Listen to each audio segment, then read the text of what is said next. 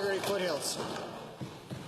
Mr. Speaker, tenders issued for the Calgary Cancer Centre in 2014 identified the project as a design, build, finance, maintain or P3 model.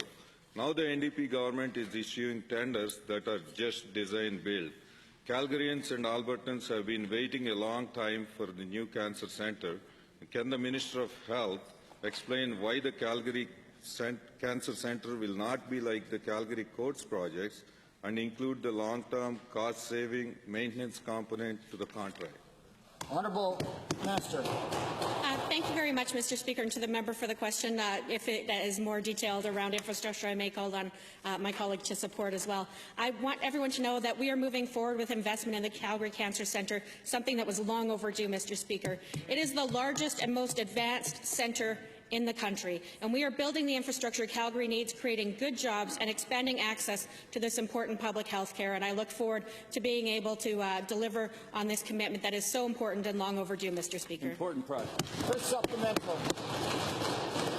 Thank you, Minister. Given the NDP government's 5-year capital plan calls for $1.2 billion over the 5 years for the 9-year build-out of the Calgary Cancer Centre, and given the Alberta infrastructure's reputation for cost overruns and delivery delays on hospitals, as was the case with the South Calgary campus, what guarantees will the Minister give that the Calgary Cancer Centre will open on time and on budget in 2024, 18 years after Ralph Klein promised it to Calgary?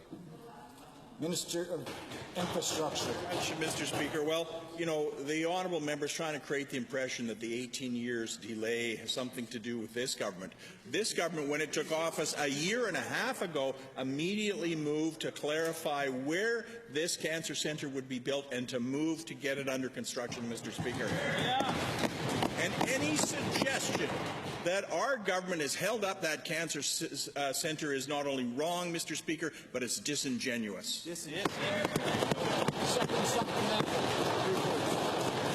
Mr. Speaker, cancer patients need the treatment. They don't care who is in the government. Otherwise, they will cure the cancer here.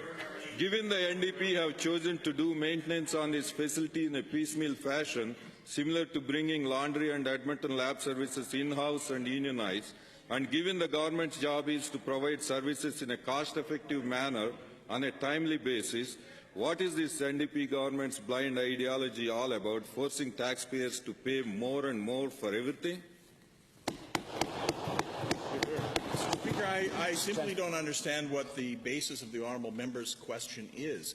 We're proceeding to build infrastructure at a time when the economy is on a downturn. That means lower costs for us. It means that taxpayers' money goes farther. We can get more infrastructure built for the same amount of money. Mr. Speaker, it makes far more sense than the approach of the previous government, which was to compete with the private sector at peak times and pay a premium for public infrastructure. We're not going to do that, Mr. Speaker. We're smarter than that.